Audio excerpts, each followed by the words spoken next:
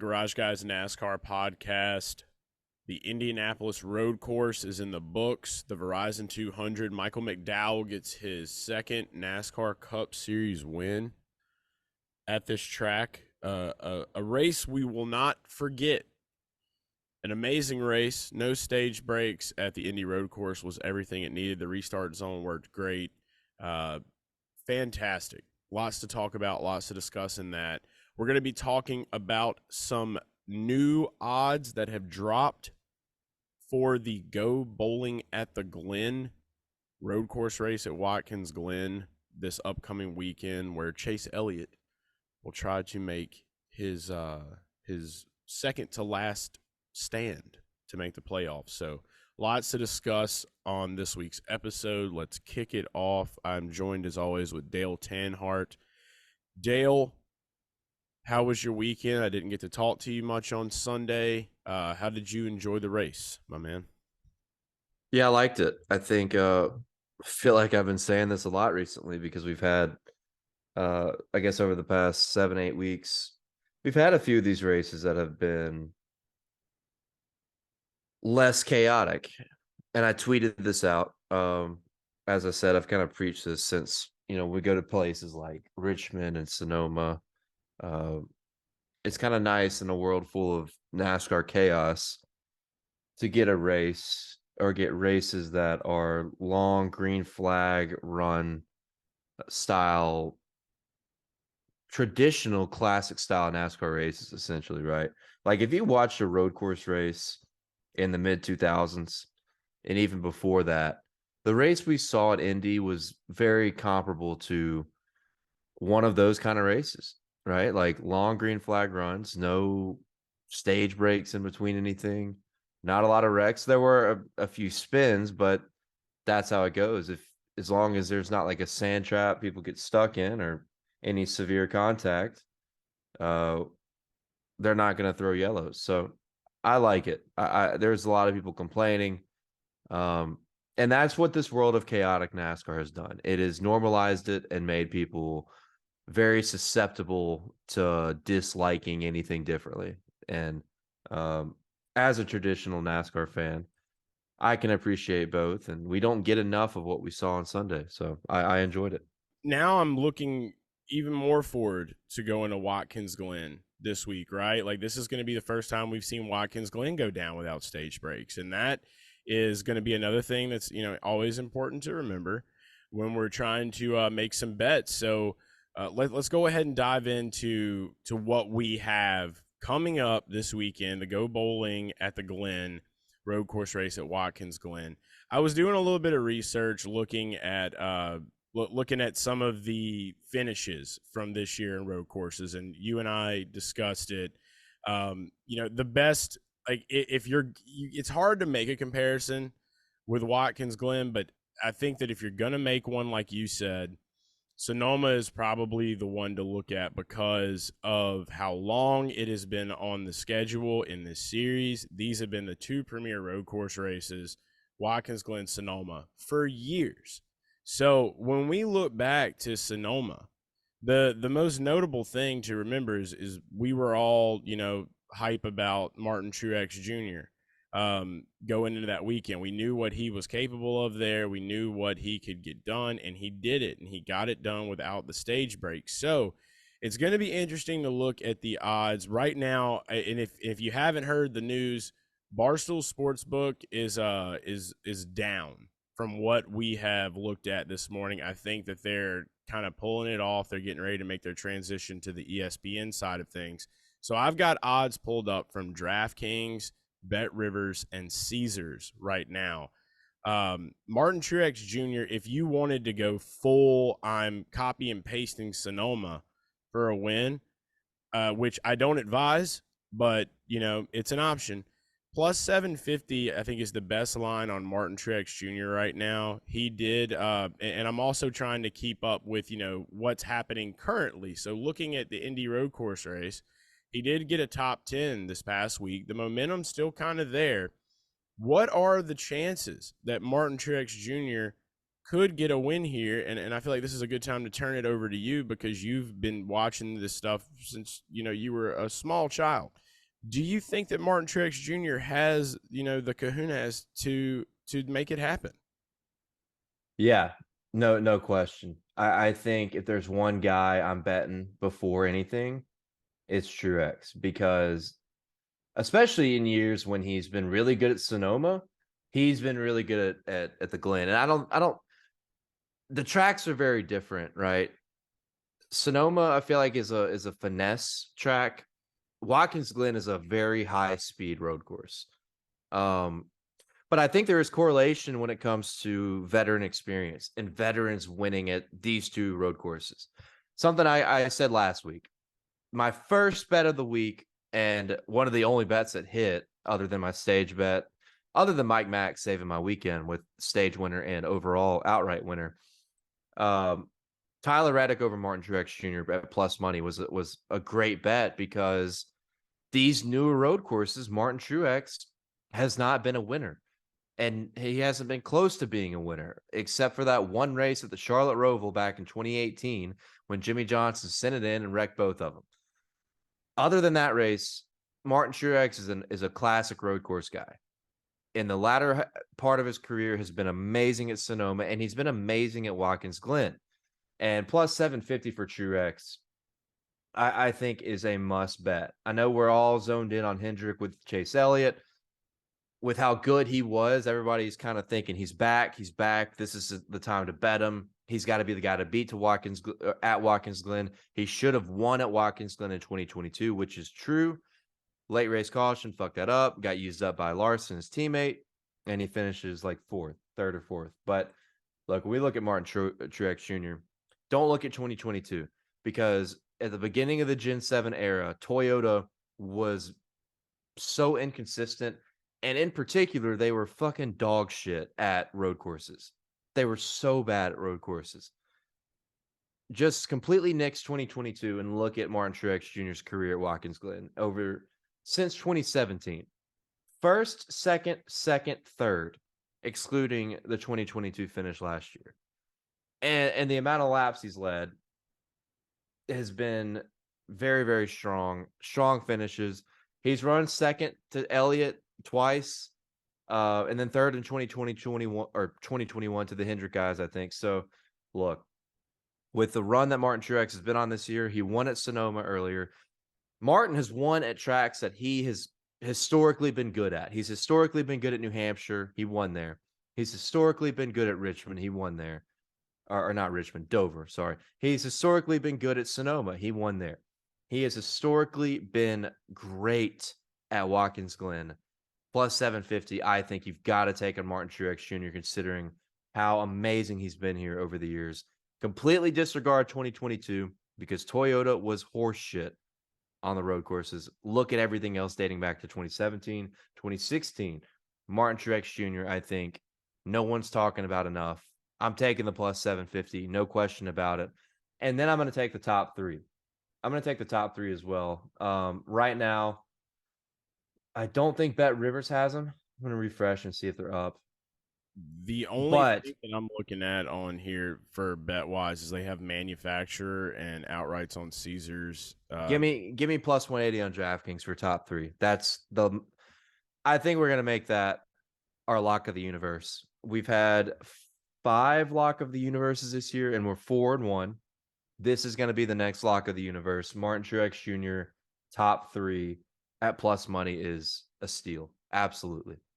It's so funny to watch. Like Truex has been fully rehabilitated with you, man. It is a beautiful thing, man. Somebody goes to prison, they get out, they make you proud, and everything's all right with the world. He's got his little job at the grocery store. He's getting used to society again. Like things are great, Yeah.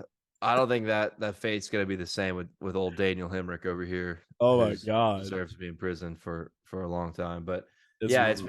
it's been that rejuvenation year, man. And when Martin has proved that he's back and he's good at the racetracks he's typically good at, that's a scary, scary sign for the field, especially when you come to a track like this where he has been amazing over the past half decade. So Yeah, for sure. I love it, man. I think that is going to be one, like you're saying. I feel like this is going to be a weekend where the majority, like the headline and the main focus of the news is going to be Chase Elliott to the playoffs. This is his shot, right?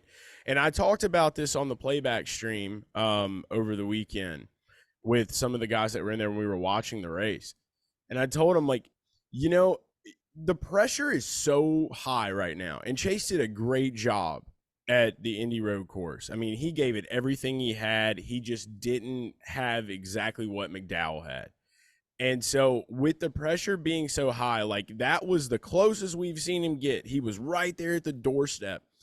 This is where men are made. And so it's like going into this weekend with all of the road course lure he's had. This is where he got his first win. This is the weekend that everybody and their mama is going to be going for Chase Elliott. The best odds I've seen on him, he's the favorite everywhere. Plus 425 is the best line I've seen on Chase.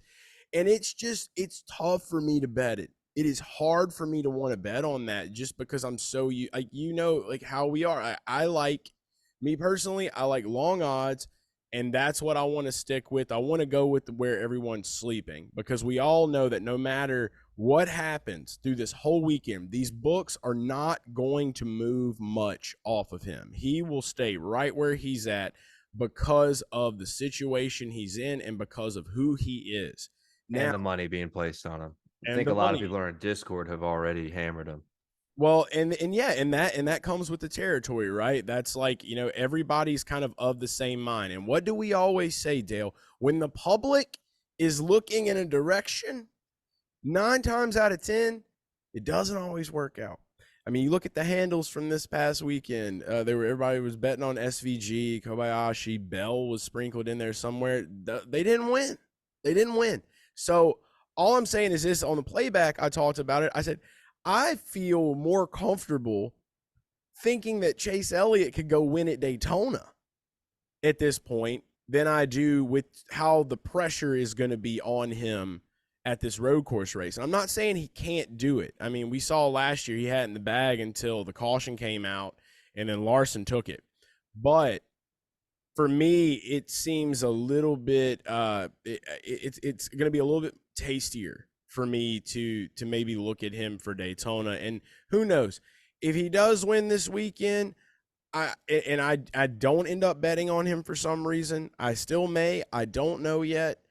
I just know that I'm going to feel a lot better about a win if I bet on a guy that wins that has longer odds. And so speaking of that, I want to move in to some of these other lines. I'm looking at the playoff sheet right now of some of these guys that are on the bubble that need a win to get in. Suarez is one of them.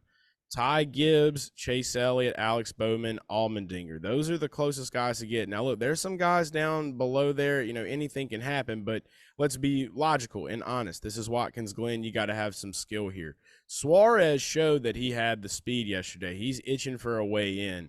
And I'm looking at his odds now. I think the longest odds on Suarez are, again, Bet Rivers has him at 12-1. And I'm looking, he's 11-1 on DraftKings. So I think that I may play a little bit with Suarez this week at that 12-1 line.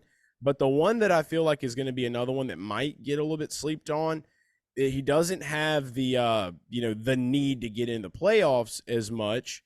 But looking back at what happened last year, Chris Buescher sitting at 20-1 looks kind of good to me. And that really comes from just what we've been preaching the last, couple of weeks here is like, especially getting back on the horse of winning for me in my bets this past weekend was huge. That was just big for me. I hadn't won an outright since Nashville, so I needed that. And it's because we're looking at the statistics, we're looking at lap averages, we're looking at what the data is showing us, and we're making those bets at these kind of races. Now, Chris Buescher has had speed. They got a little bit of money in the bank from the double wins. He finished 11th this past weekend. I don't see why he can't get up there and run for it with him coming out and being as wildly good as we've seen him. And I mean, look at last year at Sonoma. He finished P2 behind Suarez. So looking at these two guys, Suarez 12-1, Chris Buescher 20-1. I kind of like those two right there. And especially Suarez with him being in the same position that Chase is kind of in right now, needing to get that win to make the playoff push. Yeah, I don't hate. I look, if you look at just like the winner's history of Watkins Glen, I'm gonna try to live and die by that. This is and Chris Buescher is a veteran, right? He is a veteran. He's run here Mhm. several times since like 2015, 2016. So, but if you look at the history of the guys that win at Watkins Glen, man, it's Larson, Elliott, Truex, Denny, Joey, Allmendinger, Kyle Busch. You got Ambrose domination for 2 to 3 years, and then Montoya as well. But Tony Stewart, Harvick, Jeff Gordon. I feel like this is like a superstar race, and I don't know why that is. Like I talked earlier, it's a veteran track, right? It's a veteran road course track. It's been on the schedule forever. Um, but it kind of makes me want to stay away from like a. I'm not saying Chris Buescher isn't a superstar, but um, The it's kid from also kind of Roswell, what I'm Texas. saying too. It's also what I'm kind of saying too, because it just look at the winners list, like that's like all Hall of Famers all the way back to Marcus Ambrose or AJ Allmendinger have won here in the past decade. So I don't know. Like, yeah, I want to lean towards Hendrick. I want to bet on Chase Elliott, but I'm in the same boat. I don't know if I can pull the trigger. For me, plus 425 is close. That's almost close enough for me to bet it. I mean, I would feel pretty fucking good about an Elliott ticket and a Truex ticket together heading into the weekend. But if you want to lean more towards some of these longer guys, Michael McDowell 14-1. I mean, dude, you can't deny blazing speed. That is one thing. And they fucking had it. And to your point, Daniel Suarez at 12-1, I think is not a bad bet either. Historically, he's been good at Watkins Glen. Several top 10, couple top fives, including last year in 2022. So Daniel Suarez sitting at 12-1, I think is decent value. I think McDowell at 14-1 is decent value as well. And on the Hendrick train, I feel like I want to bet on William Byron. I still am. I know the books are kind of looking at Larson. They're looking at your previous winners of Larson, Elliott, and Truex, Right. and making them on the heavier side of the favorites. William Byron, I know last week had the issue with qualifying and dead last all the way up to 16th. I was hoping we would get more caution flags to see what his car was made of, if he had more track position and could use some strategy. But let's just say we don't have that issue again. William Byron's been really, really strong in qualifying this year. And remember, he got the pole at Coda, in 2023. So to see him at 22-1, I think could be worth something if he goes out and qualifies real well. You're not, if he qualifies up in the top 10, up in the top five, like we've seen for a lot of 2023, you're not going to see 22-1 at the drop of the green flag. It's not going to happen. So with the fact that Hendrick has been really good here over the years with wins with Gordon, I think Jimmy's won here once, maybe, and then Chase Elliott, Kyle Larson continuing their domination over the past 2 or 3 races here. I think William Byron 22-1 is worth something. And then I'm going to look at Joey Logano. Joey Logano won here in 2015. We know Joey's not the best road course guy, but he runs really well at Sonoma. He runs pretty well here too. So finished third at Sonoma in earlier in the, not in the spring, but whatever, June, summer, whatever it was. 12-1 for a top three for Joey Logano. I kind of like that. I don't think Joey's going to come out here and win, but at a road course like this, similar to Sonoma, Joey typically runs well. And I like the top three value there at 12-1 for Joey Logano. Hell, I like the top five value at plus 550 on DraftKings for Joey if you want to go in that direction. Yeah, it's not bad either. I Not I bad either. just I was heavy on Logano this past weekend, and he just went total spin doctor on us. And I knew after looking at the data from practice and qualifying that like that bet was probably not going to be everything that I ever wanted it to be. I'm with you. I definitely thought Penske would have a better weekend. We talked about that on Monday. We thought Penske would be better than what they were. They kind of struggled. Yeah, they shit the bed a little bit, piss my grits, but it's fine. We got the win, we got away, and we're back, and that's what counts.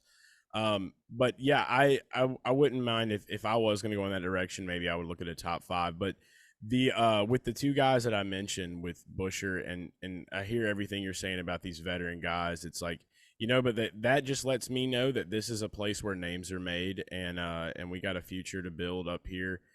Suarez top 5 is plus 170 on DraftKings, and Busher top 5 is plus 225 on DK. So if you want to be a little more conservative and go in that route, you can. I really like the plus 225 line for a top 5 because I do feel like Busher's definitely going to finish inside of that area. I'll wait to see what the top 10 line comes out at, but top 10s have been very fun for me this season, so I do like that. See if FanDuel's up. I didn't even think about FanDuel. I always FanDuel forget. usually drops around Wednesday. Points bet was not. They didn't have anything out either. Yeah, FanDuel's not up yet. Yeah. FanDuel usually comes out. By the way, shout out to FanDuel for the 18-1 line on Michael McDowell. Like literally after we got off the podcast, like I bet it like immediately. I was like, there's not going to be a better line. And that's why I love FanDuel, because whoever sets their odds there, they still be sleeping. They still be a little sleepy sometimes. And I appreciate their sleepiness. But getting back into what you're saying about Hendrick has really, shown some domination here. The 22-1 line for Byron is cool. I just feel right now that that with the longer odds, like him and Alex Bowman's at 30-1, like, if you really Bowman's on that playoff bubble line as well, and he got a top 10 this past weekend. So that's a good sign there. Like some of these guys are really going to start laying it all out on the line right now. And we're really going to be able to see, what they have and what they're made of. And their teams are going to be going balls to the wall at 1,000% to try to get their driver in here.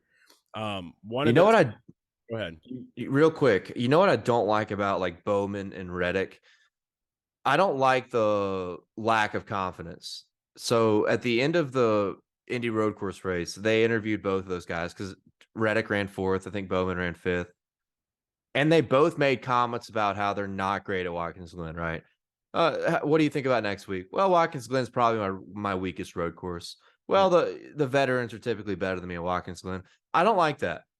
I don't like the mindset heading into the race, which they're right. Like Tyler Reddick said it. Tyler Reddick said something along the lines of the veterans are typically better there because they've been racing there for 10, 15 years. I've been racing there for, 3 to 4 years. So that is, on point. At the same time, though, him and Bowman had similar remarks of like not feeling confident on their chances to go to Watkins Glen and win. So that would be my hesitation with both of those guys. Because think about the mindset, man. You preach a shit. And sometimes I'm kind of in agreement and sometimes I'm not because I'm more of a stat guy. But I got to believe the mindset definitely helps Michael McDowell this past weekend. Like, yeah, the car was good. Yeah, they didn't make mistakes. But the level of confidence with McDowell that he had over the past 2 or 3 weeks, knowing he's going to come out here and probably win one of these races, like, I think that was a big factor. So I am probably not going to bet outright on Reddick or Bowman because I don't like the early lack of confidence heading into the Watkins Glen week. For sure. Yeah, no, that's always a big thing for me too. And I feel you 1,000% because like you're almost setting an intention that you're not going to be good. It's like you're already putting in your mind, I can't do this. And where are you going to get with that? Like what are you going to get from that? That's the way that I see it. So I would like to see, more guys out there be a little more confident in what they're doing and how they can improve, and because you're not going to be able to improve with a head like that. And that is the truth. You can just hope for the best every week, or you can get out there and dig. And that's what they both need to do. I would love to see Bowman find a way in, but I don't know if that's going to happen at this point. William Byron, he's got himself set up. He's fine. But it's just one of those things, man. I think that's just a character thing. AJ Allmendinger is the last one that I really have to talk about for right now. We're going to have more bets out for sure. That's why you need to make sure you are following Dale and I both on Action Network. Okay. We have our links are in our bios on all social media at Garage Guy Chase, at Dale Tanhardt. And just keep up with that throughout the week. Follow it. You'll get notifications. You don't even have to sweat. You don't have to worry about a damn thing. We got you covered. But for right now, another one, I know some people might be turning to look at AJ Allmendinger. He had kind of a rough weekend this past weekend. He's 14-1 on Bet Rivers. Looking over on DraftKings, he's at 12-1. So Bet Rivers once again really having 17-1 on Caesars. So best line is looking like Caesars right now for him to get a win. I'm kind of off the AJ Allmendinger train. I'm not gonna lie. I'm probably gonna stay away from it this weekend. I know that he's had a good finish here. He had a top 5, I believe. What year was this? He finished second last year. Yeah, he finished second last year. So I mean that's great and all, but like let's look at this year and let's look at how this year has went. Let's look at the pit crew status of Kaulig racing, some of the organizational things happening. I think I got to stay away from that one. I don't know if I want to take the bait. I know a lot of people bit on AJ here, and they got burned. I just don't think that I'm going to be in on that unless we get some crazy data from practice and qualifying, or he gets the pole or something like that. Then I might rethink my position. But for right now, I think I'm staying away from AJ this weekend. Yeah, this has been a pretty good. It is tough, man, because Indy Road has been really good to AJ too, but longer or a larger sample at Watkins Glen for AJ, including a win in 2014 with JTG Doherty. So I don't know.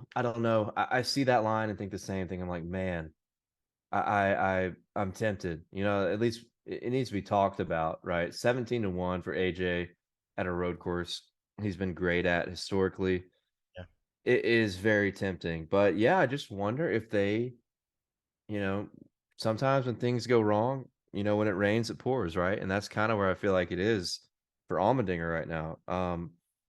So I don't know. I wouldn't blame anybody to bet on that, because here's the thing, qualifying is, we've just learned from the Indy Road Race, qualifying is going to be more important than ever because of the potential of no cautions with no stage breaks. So track position on these road courses is now 10 times as important as it was in 2022, because you don't have a lot of creativity on the board to get ahead. So AJ, I mean, got to bank that they're going to have to qualify well. And that's been a very inconsistency, or just an inconsistent issue with AJ over the years. It's just qualifying up front.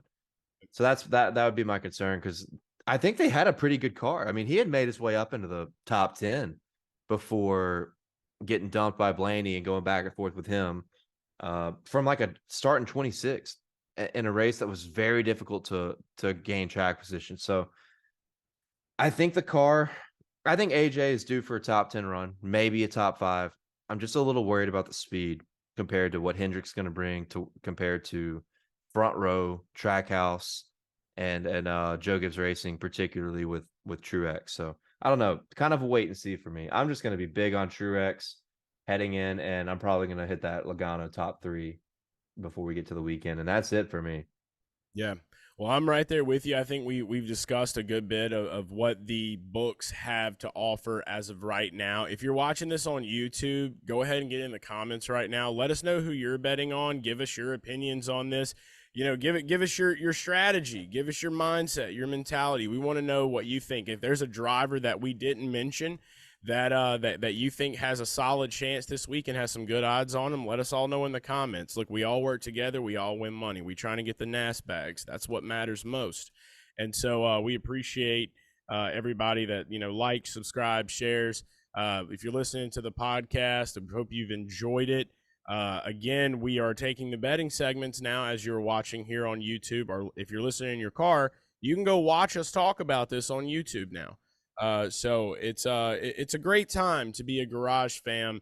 And if you want to also stay in the know with everything betting and also just a bunch of wild random shit at all times of the day, check out the Garage Guys Discord. It's free.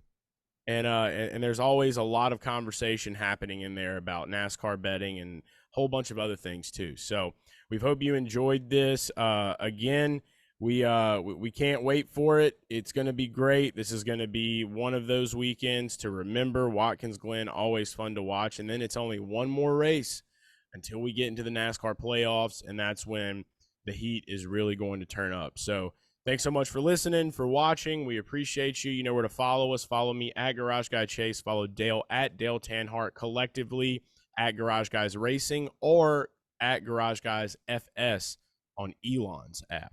We got to get that handle fixed, man. We got to get it uniform on Twitter, motherfuckers. Well, now that Elon's app is supposed to be cleaning up all of these old handles and stuff, there is a handle that exists. I've been emailing them for the past 2 years to try to get them to take this account down, so that we can get the handle that we need. And so maybe we'll do it. We'll see if Elon can go to Mars. I think he can give us at Garage Guys on his app. So, and guys, don't forget to check out dailydownforce.com for merchandise, fun articles, content by fans for fans. We got our merch out there, t-shirts, hats. Link is in the description below. Be sure to check that out. And for betting articles, Greg Mathern knocking it out of the park every single week on early week betting articles over there. NASCAR betting titan himself, and good friend and family of the Garage Guys. So check that out and eat at Hooters. Amen. Always promo code Garage Guys. All right, that's it for us. We'll see you. Good luck. Let's go get some money.